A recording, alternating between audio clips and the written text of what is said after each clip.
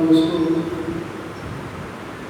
اللہ رب العزت کے پاکیزہ کلام کے اندر سے دو مختلف مقامات سے آیت مبارکہ کے مختصر سے حصے آپ حضرات کے سامنے تلاوت کیے ہیں۔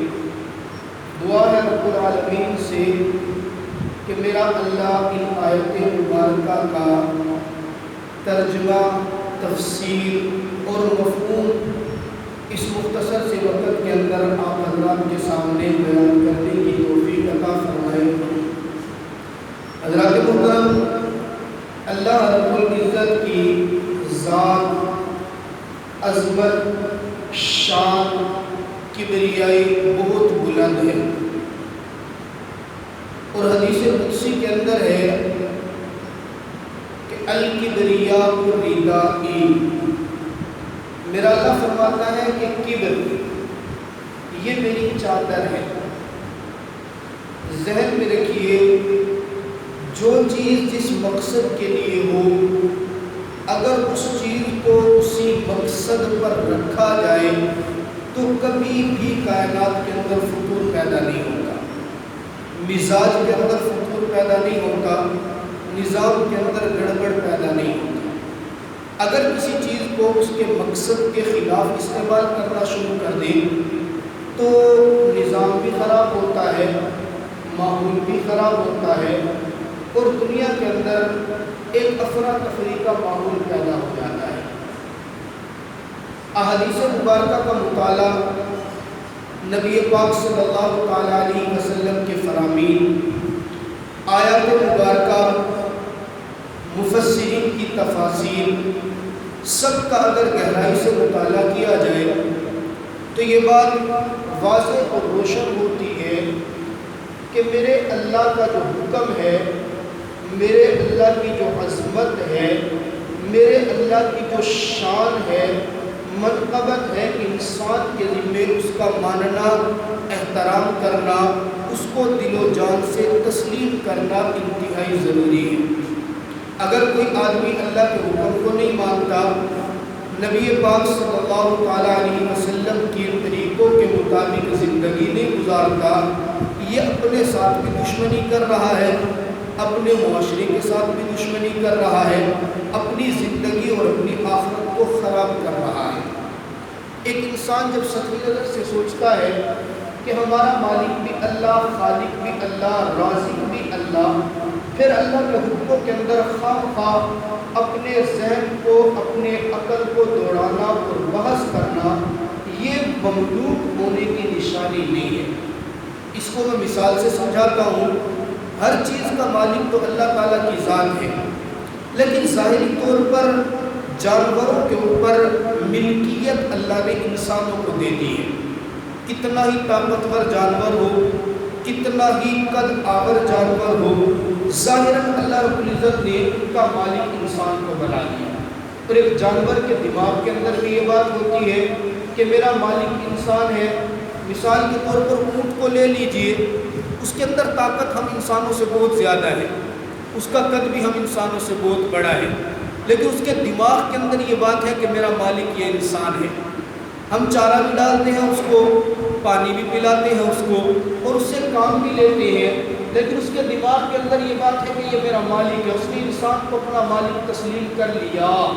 اب دیکھیں کتنا بڑا اونٹ ہے، 8 سال کا، 10 سال کا ایک چھوٹا سا بچہ بھی اگر اونٹ کی نکیل کو پکڑ کر آگے چلے، کبھی ایسا نہیں ہوتا کہ اونٹ آگے کھڑا ہو جائے، جی میری عقل نہیں مانتی، تو مجھ سے چھوٹا ہے، میں تیرے پیچھے کیوں چلوں، میں تجھ سے قد کے اندر بڑا ہوں، میں طاقت کے اندر بڑا ہوں، میں جسم کے اعتبار سے بڑا ہوں، میں تیرے پیچھے کیوں چلوں۔ کبھی بولتا ہے کوئی اونٹ؟ کبھی نہیں بولتا۔ بچہ آگے چل رہا ہے، نکیل پکڑ کے چپ کر کے وہ اس کے پیچھے چل رہے ہیں۔ کوئی بھی جانور آپ لے لیں، گدھا لے لیں، گھوڑا لے لیں، گائے لے لیں، بھینس لے لیں، اس کے گلے کے اندر رسی ہے، ہم رسی پکڑ کے چلتے ہیں، وہ آگے آگے، انسان آگے آگے اور وہ جانور اس کے پیچھے پیچھے چلتے ہیں۔ گدھے گھوڑے سے وہ کتنا کام لیتے ہیں، کتنا وزن ان کے اوپر ڈالتے ہیں، اور کبھی ایسا بھی ہوتا ہے کہ مالک وقت کے اوپر ان کو چارہ بھی نہیں ڈال سکتا، کبھی ایسا بھی ہوتا ہے ان کی برداشت سے زیادہ ان کے اوپر وزن ڈال دیتا ہے، لیکن کبھی کوئی گھوڑا کبھی کوئی گدھا، میرے اللہ نے ان کے اندر سے بولنے کی صلاحیت ہی چھین لی، ہمیں ان کی زبان سمجھ ہی نہیں آتی۔ لیکن ایسا کبھی نہیں ہوتا کہ وہ آگے اکڑ جائے، جی میں تو آپ کا کام نہیں کرتا، میں آپ کا وزن نہیں اٹھاتا، میں آپ کی بات نہیں مانتا، کیونکہ اس کے ذہن کے اندر یہ بات بیٹھ چکی ہے، اس نے تسلیم کر لیا ہے کہ یہ انسان میرا مالک ہے۔ میرے دوستو، ہمارے ذہنوں کے اندر جب یہ بات پکی طرح، ہم کہتے ضرور ہے اللہ ہمارا مالک ہے، ہم کہتے ضرور ہے کہ اللہ ہمارا خالق ہے، ہم کہتے ضرور ہے کہ اللہ ہمارا رازق ہے، لیکن ہم اس کو دل و جان سے تسلیم نہیں کرتے۔ جس دن ہم نے اس کو دل و جان سے تسلیم کر لیا نا، تو رب کعبہ کی قسم پھر ہم یہ نہیں سوچیں گے کہ شریعت کا فلاں حکم ہماری عقل کے مطابق ہے یا نہیں، شریعت کی فلاں بات ہمارے مزاج کے مطابق ہے یا نہیں، شریعت کی فلاں بات میرے معاشرے کے مطابق ہے یا نہیں۔ جب ہمارے دلوں کے اندر، ہمارے قلب و جگر میں یہ بات اتر جائے، ہماری عقل مانے یا نہ مانے، ہمارا مزاج مانے یا نہ مانے، ہمارا معاشرہ مانے یا نہ مانے، رب کا حکم ہے، میں نے اس کے اوپر عمل کرتے چلا جانا ہے۔ ہمارے ہاں سب سے بڑا مسئلہ یہ ہے کہ ہم شریعت کے احکام کو اپنی عقل کے ترازو میں تولتے ہیں۔ آپ دیکھیں ہمارے معاشرے کے اندر دو چیزیں بننا بڑا آسان ہے۔ عارف صاحب، چار بندے کہیں پہ بیٹھے ہو اور بیٹھ کے کسی شریعت کے مسئلے کے اوپر بات کرنا شروع کر دے، جی آج میں نماز پڑھ رہا تھا، میرے ساتھ یہ غلطی ہو گئی ہے، کیا کرنا چاہیے؟ چاروں باشعور ہوں گے، دین کا علم ہے یا نہیں ہے، کوئی چیز کا پتہ ہے یا نہیں، چاروں مشورہ دیں گے۔ ایک کہے گا جی سجدہ صاحب کر لیں گے، دوسرا کہے گا نہیں تیرے اوپر سجدہ صاحب لازم نہیں ہوتا، تیسرا کہے گا یوں کر لیتا تو نماز ٹھیک ہو جائے گی۔ چاروں کا اپنا اپنا مشورہ ہے۔ مولوی بندہ اتنا آسان سمجھا ہوا ہے نا، ہر بندے اپنی عقل کے مطابق مشورہ دینا اس نے اپنا فرض سمجھا ہوا ہے۔ اسی طرح اگر کوئی کہنا مجھے نزلہ ہو رہا ہے یار، تھوڑی سی طبیعت خراب ہے، ایک کہے گا پیناڈول کھا لے، دوسرا کہے گا فلاں گولی کھا لے، تیسرا کہے گا فلاں شربت پی لے۔ حکیم بننا اور مولوی بننا ہے تو بڑا آسان سمجھا ہوا ہے۔ یہ نہیں ہے کہ کسی ماہر سے جا کے مشورہ کر لو۔ جو جملہ مشہور ہے نا، نیم حکیم خطرہ جان اور نیم ملا خطرہ ایمان، اسی وجہ سے اس کا مقصد صرف یہی ہے، ہر بندہ اپنے مزاج سے مشورے دینا۔ اور بعض لوگ ایسے کرتے ہیں، شریعت کے احکام کو موضوع بحث بنانا۔ یہ میں کچھ تلخ باتیں آج کر رہا ہوں، ذرا سننا۔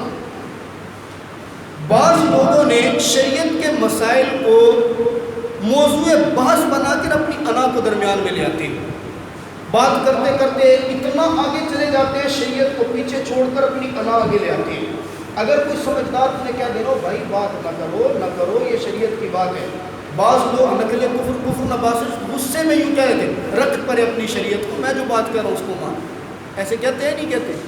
علماء نے لکھا اگر کوئی بندہ اس طرح کا جملہ بول دینا، اپنی شریعت کو اپنے گھر میں رکھ، مجھے پتہ ہے سارا کچھ، کسی نے اگر یہ جملہ کہہ دیا نا اور شریعت کی توہین کری، فقط کفر، ایمان سے خارج ہو جائے۔ ایک ہے کہ بندہ شریعت کے احکام پہ عمل نہ کرے، اور ایک ہے کہ شریعت کی توہین کرے۔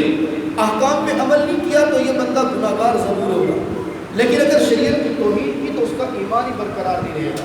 ہمارے ہاں ایسے جملے روزمرہ کی زندگی میں سینکڑوں سننے کے لیے آتے ہیں۔ ابھی خیبر پختونخوا کی حکومت نے ایک قانون پاس کیا تھا، ایک اسمبلی کے اندر پاس ہوا جی حجاب کرنا ہے، سب کے لیے پابندی۔ شام تک اس کے اوپر بات شروع ہوتی رہی، یہ نہیں کرنا چاہیے جی، وہ نہیں کرنا چاہیے جی، ایسے نہیں۔ ہر بندے نے اپنے اپنے علمی دلائل دینا شروع کیا، اور شام کو میرے خیال کے مطابق وہ نوٹس واپس ہو گیا، وہ بات واپس ہو گئی، حجاب ختم ہو جائے۔ میں دفتر کے اندر بیٹھا ہوا تھا، دارالفتہ میں دو نوجوان ہیں میرے پاس، آ کے بحث کرتے ہیں جی یہ بتائیں جی پردے کا حکم شریعت میں کیا ہے۔ مجھے پتہ نہیں تھا، میں نے میڈیا کے ساتھ ٹچ نہیں تھا، یہ مسئلہ میں نے دیکھا نہیں۔ سامنے میرے اخبار پڑھا ہوا تھا، میں نے اس کی خبر پڑھ لی، ان کے دوران گفتگو کرتے کرتے جی شریعت کا حکم کیا ہے جی پردے کے بارے میں۔ اچھا اگر پردے کے بارے میں شریعت کا حکم ہے تو کسی کے ذمہ لازم ہے کہ وہ کیا کرے جی، زبردستی اس کے اوپر تھوپے۔ میں دونوں نوجوانوں کی بات سنتا رہا، سننے کے بعد میں نے کہا مجھے یہ بتاؤ کہ شریعت کا معاملہ ہے، آپ لوگ شریعت کے اوپر کتنا عمل کرتے ہیں؟ ابھی حکومت نے بھی ایک بات ہوئی ہے خیبر پختونخوا کے اندر شریعت کے بل کے بارے میں، یہ پردے کے بارے میں جو بھی انہوں نے بات کی ہے، ڈیٹیل کیا ہے، تفصیل کیا ہے، وہ ایک الگ موضوع۔ مجھے بتاؤ کہ تم دونوں اس کے اوپر بحث کیوں کر رہے ہو؟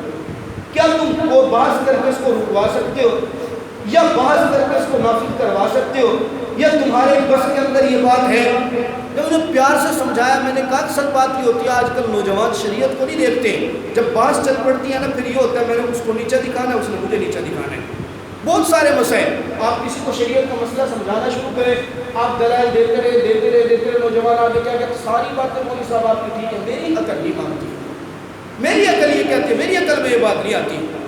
اگر دیکھے بندہ بھی بات عقل کی نہیں ہے، بات یہ ہے کہ حکم کس کا ہے۔ اللہ فرماتا ہے ان الحکم الا للہ، حکم دیکھو اللہ کی ذات کا حکم ہے، بس تسلیم کر لو، عقل میں آئے یا نہ آئے، مزاج مانے یا نہ مانے، طبیعت کے مطابق ہے یا نہیں ہے، معاشرے کی خلاف ورزی ہو رہی ہے یا نہیں ہو رہی، لوگ راضی ہوں گے یا ناراض ہوں گے، جب رب کا حکم ہے پھر تسلیم کر جا۔ اور خدا کی قسم علماء نے لکھا جس دن انسان کے دل و دماغ کے اندر یہ بات آ جائے میرے اللہ کا حکم ہے میں نے ماننا ہے، رب کی عظمت، رب کی بادشاہت، رب کی حکمت، رب کے احکام کی عظمت دلوں کے اندر آ جائے تو پھر دنیا کا خوف دل سے نکل جاتا ہے۔ اور یہ بات حقیقت ہے، جس کی عظمت دل کے اندر ہو اس کی بات ماننا بڑا آسان ہو جاتا ہے۔ آپ نے واقعہ سنا ہوگا سلطان محمود غزنوی رحمۃ اللہ علیہ، بڑا نیک دل بادشاہ تھا، بہت نیک دل بادشاہ تھا۔ اس نے ایک اپنا خادم رکھا ہوا تھا، اس کے دربار کے اندر ایک وزیر تھا جس کا نام ایاز تھا۔ یہ ایاز جہاد کرانے والا انتہائی غریب آدمی کی سمجھدار بہت زیادہ تھا، یہ اس کے بادشاہ، یہ اس کی مجلس کا، اس کا مقرب آدمی تھا۔ اب بات یہ ہوتی ہے کہ جب بادشاہ کی مجلس کے اندر بہت زیادہ وزراء ہونا اور کسی ایک کو قرب مل جائے، کسی ایک کو قدرت مل جائے، بادشاہ کا تقرب ملے، دوسرے کو حسد پیدا ہونا شروع ہو جاتا ہے۔ حسد یہ مجھ سے آگے کیوں بڑھ گیا، اس کی بات کیوں مانی جاتی ہے، اس کو مقام کیوں ملتا ہے۔ اب یہ بات اکٹھے ہو کر ایک مرتبہ بادشاہ کے جتنے مجلس کے اندر جتنے وزراء تھے سب اکٹھے ہو کے بادشاہ کے پاس آ گئے۔ بادشاہ سلامت، ہم خاندانی لوگ ہیں، ہمارے پاس علم زیادہ، ہمارے پاس ذہانت زیادہ، ہم اس سے بڑے ہوئے زیادہ ہیں، کیا بات ہے کہ آپ اس دیہاتی کو اتنا زیادہ مقام کیوں دیتے ہیں، آپ اس کی اتنی زیادہ عزت کیوں کرتے ہیں۔ بادشاہ نے کہا کل کی مجلس کے اندر اس کا فیصلہ ہوگا، توجہ کرنا، میں بات کر رہا ہوں جب کسی کی عظمت اور کسی کی اہمیت دل کے اندر ہو پھر اس کی بات پر عمل کیسے ہوتا ہے۔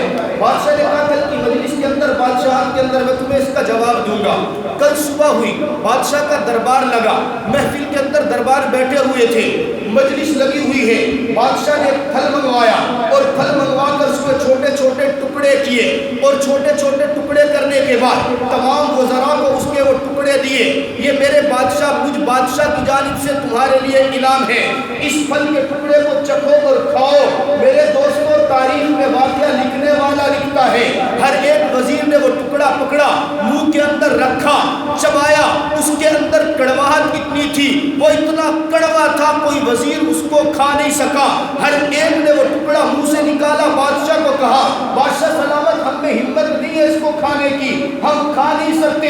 لیکن جب بادشاہ نے ایاز کی طرف دیکھا، ایاز نے وہ ٹکڑا منہ کے اندر رکھا، اپنے منہ کو ٹیڑھا نہیں کیا، اپنے منہ کو بینگا نہیں کیا، بڑے مزے سے لطف لے کر اس ٹکڑے کو کھا گیا۔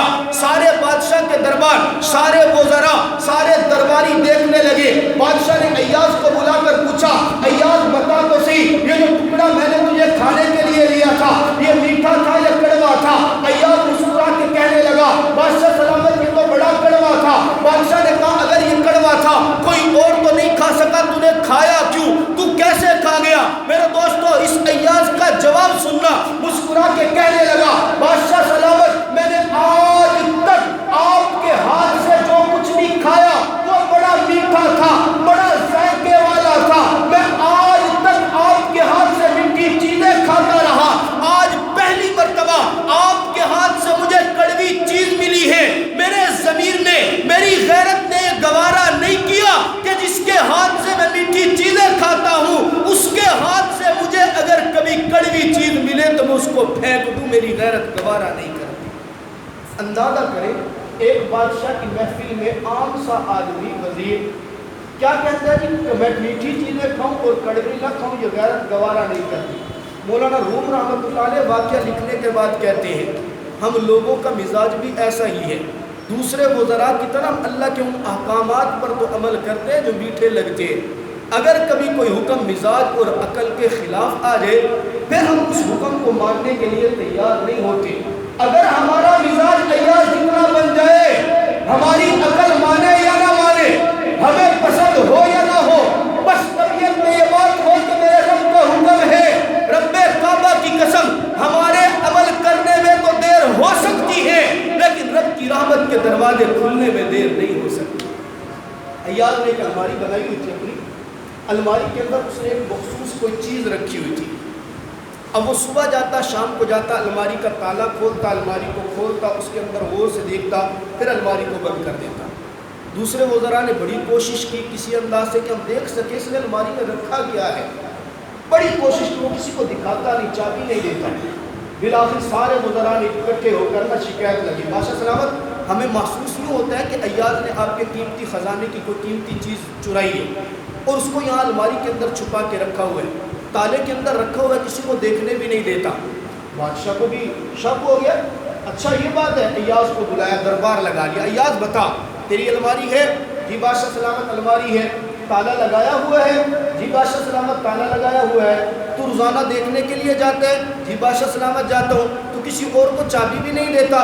جی بادشاہ سلامت چابی بھی نہیں دیتا۔ کہا اچھا چابی مجھے دے۔ فوراً چابی نکالی، بادشاہ کے حوالے کر۔ بادشاہ نے دوسرے درباری کو، وزیر کو کہا یہ چابی لو، دربار کو بھیجا، اپنے پولیس والوں کو بھیجا، جاؤ الماری کھولو، جو کچھ وہاں پہ رکھا ہے اٹھا کے لے۔ اب توجہ کرنا، درباری پولیس والے شرطی گئے، الماری کھولی، الماری کے اندر سے ایک چھوٹا سا صرف صندوق نکلا اور کچھ بھی نہیں۔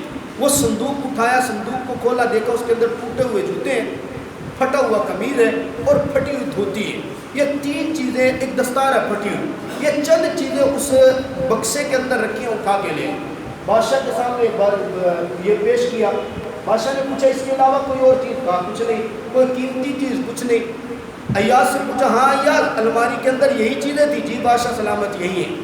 اب دربار لگا ہوا ہے، بادشاہ سوال کرتا ہے عیاض یہ کوئی اتنی قیمتی چیزیں تو نہیں ہیں جن کو تالے کے اندر رکھا ہے؟ یہ ایسی چیزیں تو نہیں ہیں جن کو لوگوں سے چھپا کے رکھا ہے؟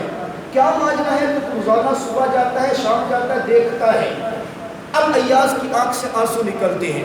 بادشاہ سلامت بات یہ ہے میں جس دن آپ کے دربار کے اندر آیا تھا میں اس دن اسی پھٹے ہوئے لباس کے اندر تھا، میرے پاؤں کے اندر یہی ٹوٹی ہوئی جوتی تھی، میرے سر کے اوپر یہی پرانی دستار تھی۔ بادشاہ سلامت آپ کے پاس آیا، آپ نے مجھ پر شفقت کی، میں نے آپ کی خدمت کی، آج میرا مقام ہے، میں وزیر بن چکا ہوں، لیکن میں انسان ہوں، کبھی کبھی میرے دل کے اندر عجب آتا ہے، تکبر آتا ہے، میں سوچتا ہوں کہ میں نے اپنی ذہانت سے بادشاہ کا قرب لے لیا، آج مجھے یہ نعمتیں ملی میری اپنی قابلیت کی بنیاد پر ہیں۔ بادشاہ سلامت میں صبح شام جا کے الماری کھول کر میں ان چیزوں کو دیکھ کر اپنی اصلاح کرتا ہوں۔ عیاض مت بھولنا، تیری اوقات یہ نہیں کہ تو قیمتی لباس پہنے، تیری اوقات تو یہ ہے کہ یہ پھٹے پرانے تیرے کپڑے ہیں، تیری اوقات تو یہ ہے کہ یہ ٹوٹا ہوا تیرا جوتا ہے، تیری اوقات تو یہ ہے کہ تیرے سر کے اوپر یہ پرانی دستار ہے۔ بادشاہ سلامت صرف خود کو تنبیہ کرنے کے لیے، خود کی اصلاح کرنے کے لیے میں یہ چیزیں دیکھتا ہوں۔ میرے دوستوں جس وقت عیاض نے یہ بات کہی، بادشاہ مجلس کے اندر کھڑا ہو کر عیاض کو گلے سے لگا کر کہتا ہے سارے وزیروں کو مخاطب کر کے، او وزیروں جس کے اندر اپنی اصلاح کا اتنا جذبہ ہو تم اس کے خلاف مجھے بھڑکانا چاہتے ہو۔ مولانا روم رحمۃ اللہ علیہ واقعہ لکھنے کے بعد تنبیہ کرتے ہیں، آج کسی انسان کو میرا اللہ دنیا کی تھوڑی سی دولت دے دے، آج کسی انسان کو تھوڑی سی شہرت مل جائے، آج کسی انسان کو تھوڑا سا مقام مل جائے، وہ خود کو دنیا کا نواب سمجھنا شروع کر دیتا ہے۔ اے کاش کہ اگر انسان ظاہری دولت کو لے کر بھی، اے کاش کہ انسان ظاہری عزت کو لے کر بھی اگر رب تعالیٰ کی ذات کی طرف متوجہ ہو اور اپنی حیثیت پہچانے کہ میں تو وہی ہوں کہ جس کو میرے رب نے گندے پانی کے قطرے سے پیدا ہوا، تو خدا کی قسم کبھی تکبر دل میں پیدا نہیں ہو سکتا۔ یہی عیاض تھا۔ ایک مرتبہ اکٹھے ہو کر آ گئے، بادشاہ سلامت یہ آپ کی بڑی مخالفت کرتا ہے، آپ کا حکم نہیں مانتا۔ بادشاہ نے کہا چلو تجربہ کر کے دیکھ لیتے ہیں۔ ایک قیمتی ہیرا منگوایا اور قیمتی ہیرا منگوانے کے بعد اپنی مجلس کے اپنی بادشاہت کے سارے وزیروں کو دیا، یہ ہیرا آپ کے پاس، اس کو توڑ دو۔ اب ہر ایک وزیر ہیرے کو دیکھتا ہے، بادشاہ کو دیکھتا ہے اور دیکھنے کے بادشاہ سلامت میرے اندر ہمت نہیں ہے، میں اس قیمتی ہیرے کو توڑ دیا تو بہت زیادہ قیمتی ہے۔ ہر ایک وزیر نے توڑنے کا سے انکار کر دیا۔ یہ ہیرا چلتا چلتا آ گیا عیاض کے پاس۔ عیاض کو بادشاہ نے کہا ہاں بھائی اس طرح کر اس ہیرے کو اٹھا کے توڑ دے۔ عیاض نے ہیرا پکڑا، زمین میں آہ کر کے مارا، ٹکڑے ٹکڑے کر دیے۔ اب سارے وزراء اکٹھے، بادشاہ سلامت دیکھا کتنا بے وقوف ہے، کتنا آپ کا نقصان کر دیا، آپ کا قیمتی ہیرا توڑ دیا، ایسا ہیرا جو آپ کے دربار کے اندر بھی کوئی ہوتا ہے، یہ ہیرا اس نے توڑ دیا۔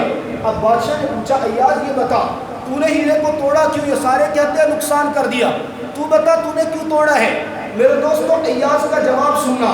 ایاز کہنے لگا بادشاہ سلامت جب آپ نے ہیرا دے کر مجھے کہا تھا ہیرا توڑ دے، میری عقل کے سامنے، میری نظر کے سامنے دو چیزیں تھیں، ایک طرف تو ہیرا قیمتی تھا اور دوسری طرف آپ کا حکم تھا، میں نے آپ کے حکم اور ہیرے کے اندر موازنہ کیا قیمتی کیا چیز ہے، میں نے دیکھا بادشاہ موجود ہے، بادشاہ کا حکم موجود ہے، ایسے ہیرے تو سینکڑوں مل سکتے ہیں لیکن اگر بادشاہ کا حکم ٹوٹ گیا تو وہ دوبارہ نہیں ملے گا۔ بادشاہ سلامت میں نے آپ کے حکم کی قدر کی، میرے ہیرے کی قدر نہیں کی اور ہیرے کو اٹھا کر پٹک کر زمین پر مار دیا۔ میرے دوستوں مولانا مفتی رحمۃ اللہ علیہ لکھتے ہیں لوگوں ہماری زندگی کے اندر سینکڑوں مقام ایسے آتے ہیں جہاں ایک طرف دنیا ہوتی ہے، دوسری طرف میرے رب کا حکم ہوتا ہے، جہاں ایک طرف معاشرہ ہوتا ہے، دوسری طرف میرے رب کا حکم ہوتا ہے۔ ہم نے دیکھنا ہے ہمارے لیے قیمتی کیا چیز ہے، رب کا حکم ہے یا معاشرے کا حکم ہے، رب کا حکم ہے یا خاندان کی رفاقت ہے، رب کا حکم ہے یا دنیاوی رسم و رواج ہے۔ عقل مند وہ ہوگا جو میرے رب کا حکم نہ ٹوٹنے دے، عقل مند وہ ہوگا جو میرے رب کے حکم کو تسلیم کرے۔ دنیا کا حکم ٹوٹتا ہے ٹوٹ جائے لیکن میرے رب کا حکم ٹوٹنے نہ پائے۔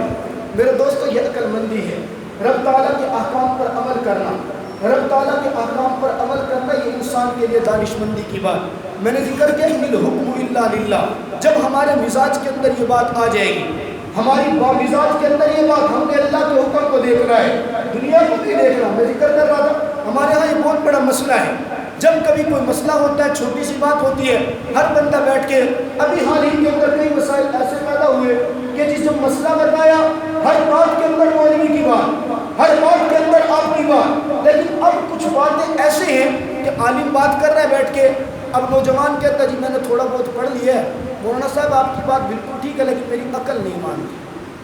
حالانکہ سوچنے کی بات یہ ہے کہ شریعت کے مسائل کے اندر عقل نہیں چلا کرتا، شریعت کے مسائل کے اندر اللہ کا حکم چلا کرتا ہے۔ عقل کہے تو وہ ہیرا قیمتی تھا، لیکن اگر دیکھا جائے حکم بادشاہ کا ہے، پھر قیمتی ہیروں کو نہیں دیکھا کرتے، پھر رب تعالیٰ کے حکم کو دیکھا کرتے ہیں، اور جب رب تعالیٰ کا حکم ہو تو کامیابی ملتی۔ امام احمد بن حنبل ان کے پڑوس کے اندر ایک لوہار رہتا تھا، توجہ کرنا بڑا قیمتی واقعہ سنا رہا ہوں۔ ان کے پڑوس کے اندر ایک لوہار رہتا تھا، اس کا کنبہ بڑا زیادہ تھا، وہ لوہار اپنی بٹھی کے اندر لوہے کو گرم کرتا اور گرم کر کے جب وہ خوب سرخ ہو جاتا اب ہتھوڑے سے لے کر اس کو ٹوٹا کرتا تھا جیسے لوہے کے اوزار بنا کے، لیکن وہ رات کے وقت جس وقت گھر میں جاتا اپنی چھت کے اوپر سوتا تھا تو سامنے امام احمد بن حنبل چھت کے اوپر قرآن پاک کی تلاوت کرتے نوافل میں، اور اس کے دل کے اندر سے جملہ نکلتا ہے کاش میرا کنبہ اور قبیلہ چھوٹا ہوتا تو میں بھی امام احمد بن حنبل کی طرح راتوں کو کھڑے ہو کر عبادت کرتا۔ یہ خواہش تھی اس کے دل کے اندر۔ فوت ہو گیا، فوت ہونے کے بعد کسی نے دیکھا کہ اس لوہار کا جو رتبہ ہے وہ علماء جیسا ہے، میرے اللہ نے اس کو بڑی نعمتیں عطا کی، بڑی خوش و خرم زندگی گزار رہے، آخرت کی زندگی بڑی اچھی ہے۔ چلتے چلتے اس کی آنکھ کھلی، صبح کے وقت کی تحقیق کی، تفتیش کی، لوگوں سے پوچھا، کسی نے کچھ اس کا عمل نہیں بتایا۔ وہ اس کی دکان کے اندر گیا، اس کے ساتھ جو اس کا ملازم کام کرتا تھا اس سے پوچھا، اے بیٹا بتا تیرا جو مالک تھا یا لوہار کام کرتا تھا اس کا کوئی نیک عمل تو نے دیکھو، توجہ کرنا۔ اس نوکر اور خادم نے کہا جی اور کوئی اس کا نیک عمل یاد نہیں ہے، دکان کا نیک عمل میں بتا دیتا ہوں، گھر کا نیک عمل گھر والے بتائیں گے۔ دکان کا عمل یہ ہے کہ وہ اپنی بٹی کے اوپر کام کر رہا ہوتا تھا، لوہے کو بہت خوب سرخ کر لیتا اور کوٹ رہا ہوتا تھا، اگر کبھی کوٹتے کوٹتے درمیان میں اذان ہو جاتی، اگر لوہے کو کوٹتے کوٹتے اللہ اکبر کی صدا نکلتی، میں نے اس کو دیکھا ہے کہ اگر اس کا ہاتھ بھی اوپر ہوتا اور اللہ اکبر وہ ضرور پکارتا، کبھی میرے مالک نے ہتھوڑا نیچے نہیں مارا، ہاتھ اوپر ہوتے تو ہتھوڑے کو پیچھے چھوڑ دیتا اور مسکراتا ہوا کہتا میری محنت لوہے پر ضرور ہے، لوہا گرم ضرور ہے، لیکن جب حکم اللہ کا آ گیا تو میں ہتھوڑا نہیں برساؤں گا۔ وہیں سے اٹھ کر سیدھا مسجد کی طرف چلا جاتا تھا۔ یہ نوجوان پوچھتا پوچھتا گھر لے گیا، جا کر اس کی بیوی سے پوچھتا ہے تو بھی بتا دے اس میں کوئی نیک عمل۔ بیوی کہنے لگی کوئی نیک عمل یاد نہیں، ہاں رات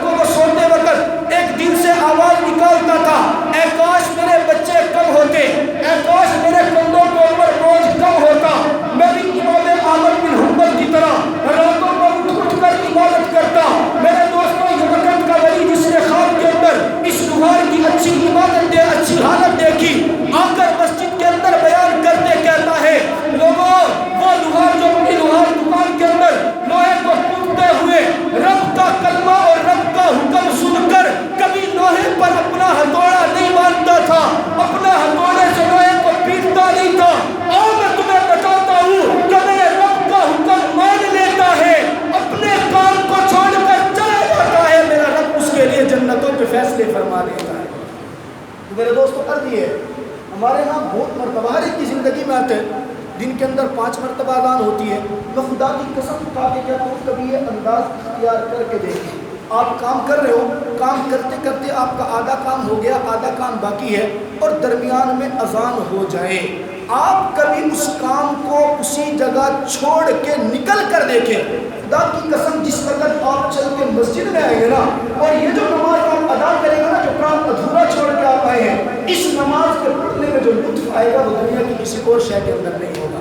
اللہ رب العزت ہمیں اللہ رب العزت کے احکامات کو دل و جان سے تسلیم کرنے کی توفیق عطا فرمائے۔